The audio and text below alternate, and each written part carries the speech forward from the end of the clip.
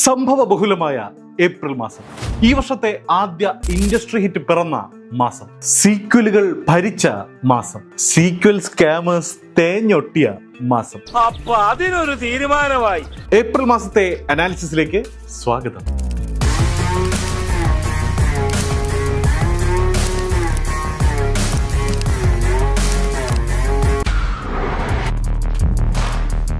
പതിമൂന്ന് സിനിമകളാണ് വെക്കേഷനും വിഷുവും ഒക്കെ ഉണ്ടായിരുന്ന ഏപ്രിൽ മാസത്തിൽ പുറത്തിറങ്ങിയത്. 2-ാം തീയതി തന്നെ Vaazha 2 biopic of a billion bros ഇറങ്ങി. പടത്തിന് ഹൈപ്പ് ഇല്ലായിരുന്നു എന്നൊക്കെ പലരും പറയുന്ന കേൾക്കാം.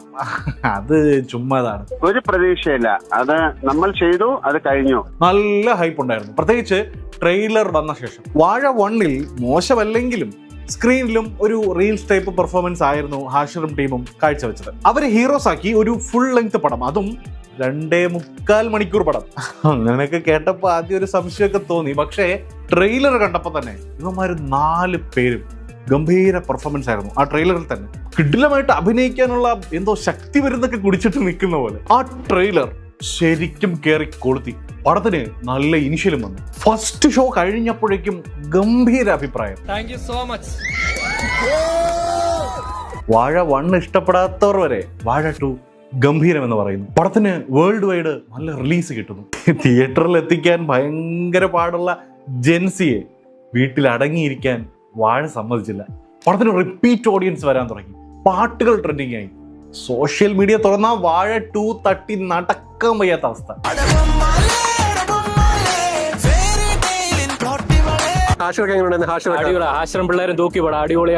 ഹാഷിർ, അലൻ, അജിൻ, വിനായക്, 3-4 പടം എക്സ്പീരിയൻസ് ഉള്ളവരെ പോലെ പോളിച്ചടങ്ങി. എപ്പോഴും ചിരിച്ചു കണ്ടവരെ കരഞ്ഞു കാണുന്നത് ഭയങ്കര ഫീലായിരുന്നു. അത് ഇവര് ശരിക്കും പുതുമുഖങ്ങളൊന്നും അല്ല കേട്ടോ. ആൾക്കാർക്ക് എന്താ പറയുക, അത്രയും ഫെമിലിയർ ആയിട്ടുള്ള ആൾക്കാർ തന്നെയാണ് ഇവർ 4 പേരും. പിന്നെ ഇതിൽ അഭിനയിച്ചിട്ടുള്ള ദേവരാജ് ആണെങ്കിലും ഒക്കെ എല്ലാവരെയും ആളുകൾക്ക് കണ്ട് പരിചയമുള്ള ആളുകൾ തന്നെയാണ്. ആരും പുതുമുഖങ്ങൾ നമുക്കങ്ങനെ പറയാൻ പറ്റില്ല. സിനിമയിൽ ചിലപ്പോൾ പുതുമുഖം എന്ന് പറയാം. ചത്താപ്പച്ചയിലൊക്കെ സൂപ്പർ സ്റ്റാറിനെ വെച്ച് ചെയ്ത് പാളിപ്പോയ ക്ലൈമാക്സ് കാമിയൊക്കെ ജോമോൻ ജ്യോതിർനെയും സിജു സണ്ണിയും വെച്ച് തിയേറ്റർ പൂര പറമ്പാക്കി മാറ്റി.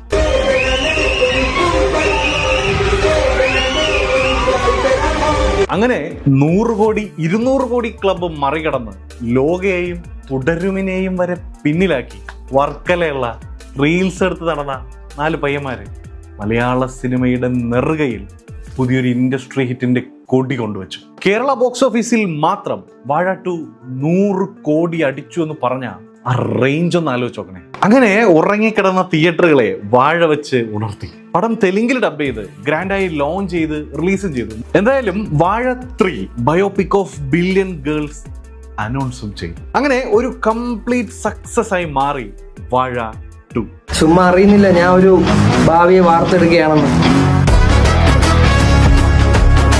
ഏപ്രിൽ മാസം പിന്നീടൊരു മേജർ റിലീസ് മോഹിനിയാട്ടമായിരുന്നു. ഭരതനാട്യം 2 മോഹിനിയാട്ടം തിയേറ്ററിൽ ഫ്ലോപ്പായി OTT ഹിറ്റായ ഭരതനാട്യത്തിന്റെ 2ാം ഭാഗം. ഫസ്റ്റ് പാർട്ട് ഫീൽ ഗുഡ് ആയിരുന്നെങ്കിൽ സെക്കൻഡ് പാർട്ട് ഡാർക്ക് കോമഡി. ഈ സിനിമയ്ക്ക് 3 പ്രീ റിലീസ് റിവ്യൂസ് വന്നിരുന്നു. ലിൻഡോ കുര്യൻ, തരുൺ മൂർത്തി, മിഥുൻ മാനുവൽ തോമസ്. കൂടെ ലിൻഡോ കുര്യന്റെ വക കിട്ടില്ല ഒരു ട്രെയിലർ. ഹിറ്റ് ഉറപ്പിച്ചുകൊണ്ടാണ് മോഹിനിയാട്ടം തിയേറ്ററുകളിലേക്ക് വരുന്നത്. ഈ പടം കൂടി പൊട്ടിയാൽ പ്രൊഡ്യൂസ് ചെയ്യുന്ന പണി നിർത്തുമെന്ന് വരെ സൈജു കുറുപ്പ് ഇന്റർവ്യൂവിൽ പറഞ്ഞു.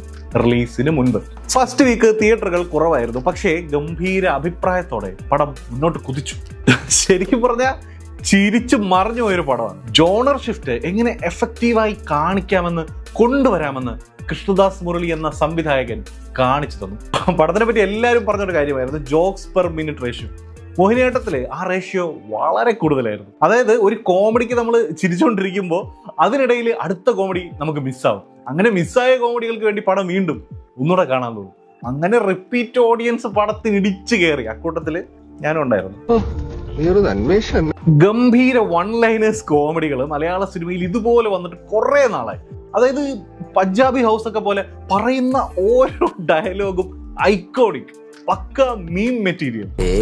അതൊക്കെ തുടക്കത്തിൽ തോന്നാ, ഇന്നായി കഴിഞ്ഞ പിന്നെ ഭയങ്കര ത്രില്ല. ഒരു ഫീൽ ഗുഡ് പടത്തിന്റെ സീക്വൽ ഇങ്ങനെ ഡാർക്ക് ആക്കാൻ കാണിച്ച ധൈര്യം അത് സമ്മതിച്ചേ പറ്റൂ.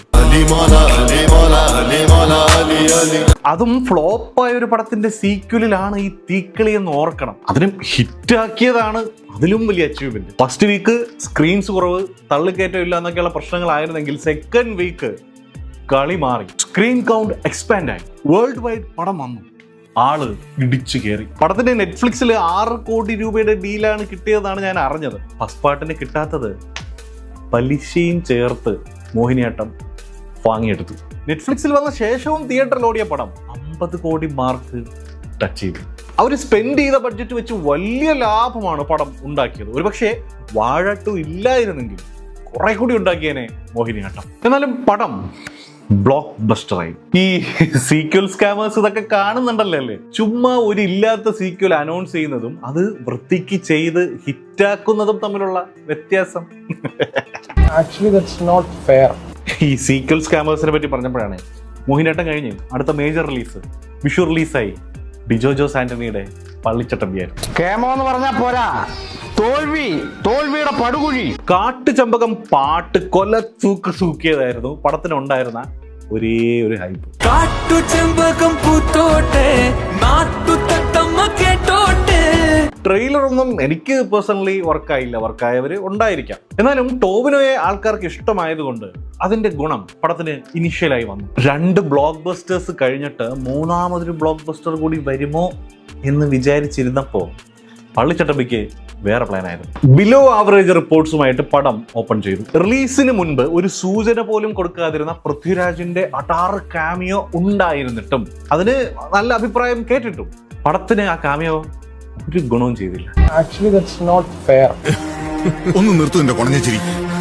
ടോവിനോയും ജേക്സ് ബിജോയും പട്ടിപ്പണി എടുത്തിട്ടും സിനിമയ്ക്ക് ഒരു ഗുണവും ഉണ്ടായില്ല. ഔട്ട്ഡേറ്റഡ് ആയ സ്ക്രിപ്റ്റ് വെച്ച് ഡിജോയുടെ സ്ഥിരം പ്രീച്ചി പരിപാടി ആളുകൾക്ക് മടുത്തു. 1 ലക്ഷം രൂപ കേരളത്തിലെ എല്ലാ ജനങ്ങൾക്കും കൊടുത്താൽ പോലും ഒരു പണം കാണൂല.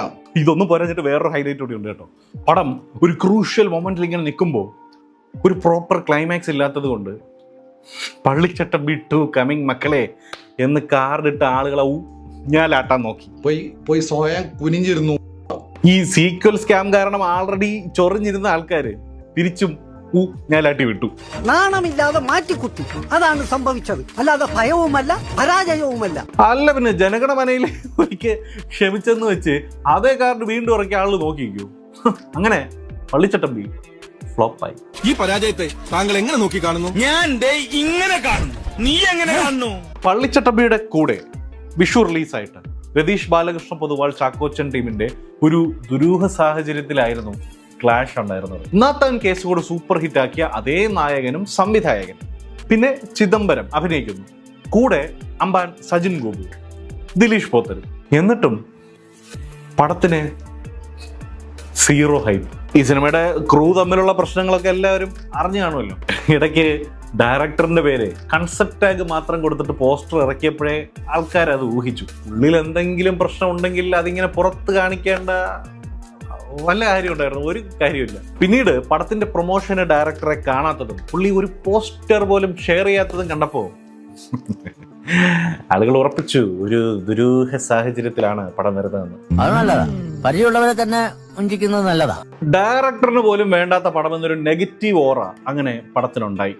കൂടെ മിക്സഡ് ഒപ്പീനിയൻ കൂടി വന്നപ്പോ ദുരൂഹ സാഹചര്യത്തിൽ മുങ്ങാൻ തുടങ്ങി. ചാക്കോച്ചന്റെ ഗംഭീര പെർഫോമൻസ് ഉണ്ടായിരുന്നെങ്കിലും ആൾക്കാർക്ക് ബെറ്റർ ഓപ്ഷൻസ് ആയി വാഴയും മോഹിനിയാട്ടവും കിടക്കില്ല. അപ്പോഴാണ് ഒരു ദുരൂഹ സാഹചര്യം. അങ്ങനെ ഒരു ദുരൂഹ സാഹചര്യത്തിൽ ഫ്ലോപ്പായി. ഏറെ പ്രതീക്ഷകളോടെ വിഷു റിലീസായി വന്ന ആ 2 സിനിമകളും അങ്ങനെ മറ്റടുത്ത വർത്താനം പറഞ്ഞ അമ്മാവനാണ് ഞാൻ നോക്കില്ല, കൊന്നു കുഴിച്ചുമൂടും. അയാളുടെ ഒരു പുതിയ കണ്ടുപിടുത്തം ചേട്ടാ. ആ ഗ്യാപ്പില് വാഴയും മോഹിനിയാട്ടവും വിഷു ചോയ്സുമായി. പിന്നീട് ഒരു മേജർ റിലീസ് ഏപ്രിലിൽ വന്നത് ഷറഫുദ്ദീന്റെ മധുവിധുവായിരുന്നു.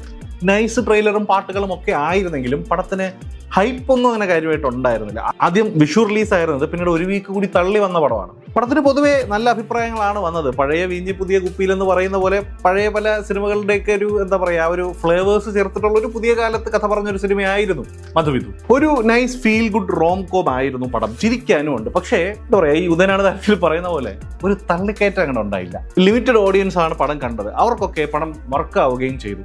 പക്ഷേ ആ ഒരു ബബിളിന് പുറത്തേക്ക് പടം വലിയൊരു ടോക്ക് ആയില്ല എന്നതാണ് സത്യം. പടത്തെക്കുറിച്ച് ഞാൻ അറിഞ്ഞത് സിനിമ ബഡ്ജറ്റ് കവർ ചെയ്തു, വമ്പൻ ഹിറ്റൊന്നും അല്ലെങ്കിലും നഷ്ടമൊന്നും അല്ല എന്നാണ് എനിക്ക് കിട്ടിയ റിപ്പോർട്ട്. OTT റിലീസിൽ കുറെ കൂടി റെക്കഗ്നിഷൻ കിട്ടുമെന്ന് തോന്നുന്നു. കാരണം അത്യാവശ്യം നല്ലൊരു പടം തന്നെയായിരുന്നു അതും.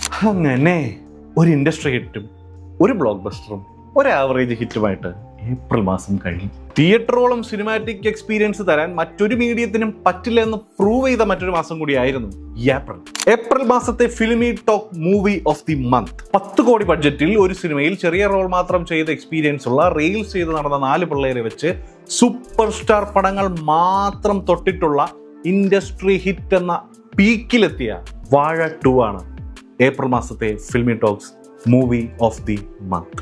വാഴ 3ക്കായി കട്ട വെയിറ്റിംഗ്. പിന്നെ ഈ മാസവും ഇറങ്ങിയത് പോലും അറിയാത്ത ചില പടങ്ങൾ വന്നുപോയി. പകിടകളി, അച്ചപ്പാസ് ആൽബം, അരിസ്റ്റോ സുരേഷ് നായകനായ ഡാർക്ക് ട്രാക്കിംഗ്, ഇരുനിറം, കാലം പറഞ്ഞ കഥ. ഇതിൽ അച്ചപ്പാസ് ആൽബം, ഇരുനിറം ഈ പടങ്ങൾ എനിക്കറിയാം, പരിചയമുള്ള കുറച്ച് പേര് ആ സിനിമകളിൽ വർക്ക് ചെയ്തിട്ടുണ്ട്. ബാക്കിയൊക്കെ റിലീസായിരുന്നു. ആരെങ്കിലും കണ്ടായിരുന്നു അതോ വിക്കിപീഡിയ പേജിൽ ചുമ്മാ അടിച്ചു വിട്ടേക്കുവാണോ റിലീസായെന്ന്? ഈ മാസത്തെ നിങ്ങളുടെ ഫേവറേറ്റ് സിനിമ ഏതാണെന്ന് കമന്റിൽ പറയുക. 125 കോടി മുടക്കി 100 കോടി ക്ലബ്ബ് പിടിക്കാൻ ഇറങ്ങിയ മൾട്ടിസ്റ്റാർ സിനിമയുൾപ്പെടെ മെയ് മാസത്തെ അനാലിസിസ് കുറച്ചുകൂടി സംഭവ ബഹുലമാവുന്നൊരു മട്ടുണ്ട്. അതുമായി ഉടൻ വരാം. Okay, by.